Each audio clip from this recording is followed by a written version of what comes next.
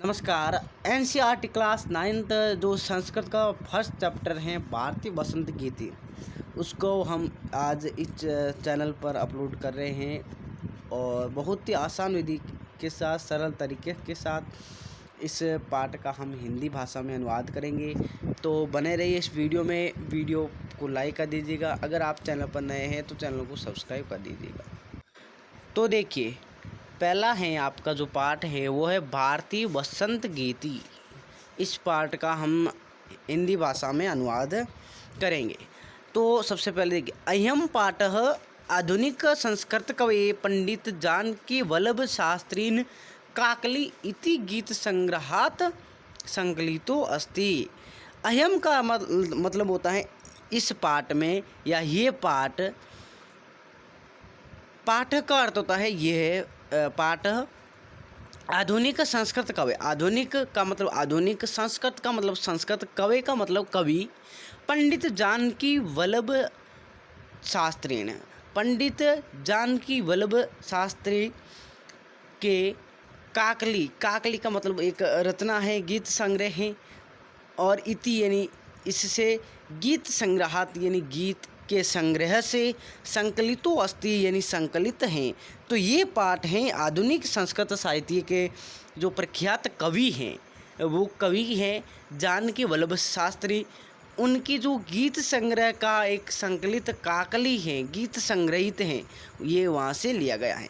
प्रकृति सौधर्ण्यम अवलोक्य एवं सरस्वतीय वीणया मधुर झरत्वे प्रभवति शक्यते इति भावना पुष्पर कवि प्रकृति सौधर्ण्यम वर्ण्यम सरस्वती वीणा वादनीयम सम्र प्राप्ति। तो देखिए, इससे सरस्वती की वंदना करते हुए कामना की गई है। इस पाठ के अंदर कहा गया है, प्रकृति के बारे में बताया गया है, और इस पाठ में सरस्वती की जो वंदना होती है उसमें कामना की गई है। कामना ये की गई है कि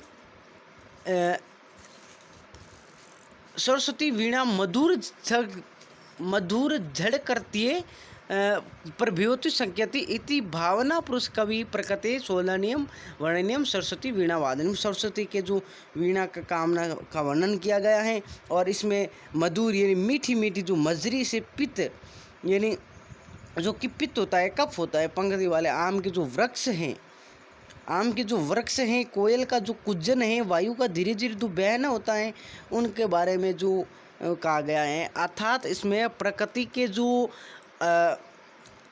अवगुण हैं, अवगुण को गुण के रूप में बताने का प्रयास किया जा रहा है। तो इसमें कुछ 4 श्लोक भी हैं, उन श्लोकों का हम हिंदी में भाषा में अनुवाद करेंगे। चलिए नेक्स्ट।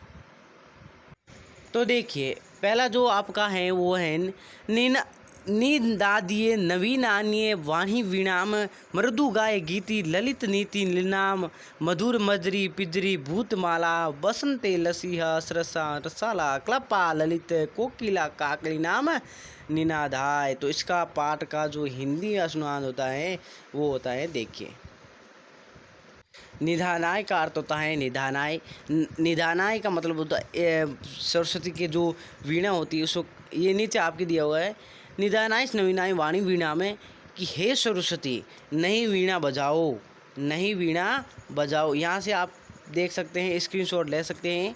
इस पहले श्लोक का अर्थ होता है, हे सरस्वती नहीं वीणा को बजाओ, सुंदर नीतियों से युक्त गीत का मधुर गान करो। सुंदर नीतियों से यानी अच्छे विचारों का जो मिलकर एक गीत होता है, उस मीठे गीत का गाओ। और इस बसंत ऋतु में मीठी जो आम होता है, आम से जो पीली पीली रस होती है, सरस आम के वृक्षों की माला है वो सुशोभित हो रही है। सुंदर काकली वाली कोयलों के समूह सुंदर लग रहे हैं, ऐसा इसमें कहा गया है। नेक्स्ट आपका जो सेकंड है वो देखिए, दूसरा आपका है, वहती मध्य मंद सनीरे समीरे कलिंदा मतम जाया रसवांदी तिरे नता पंकति मालो कहे मधु माधवी नाम निदानाय।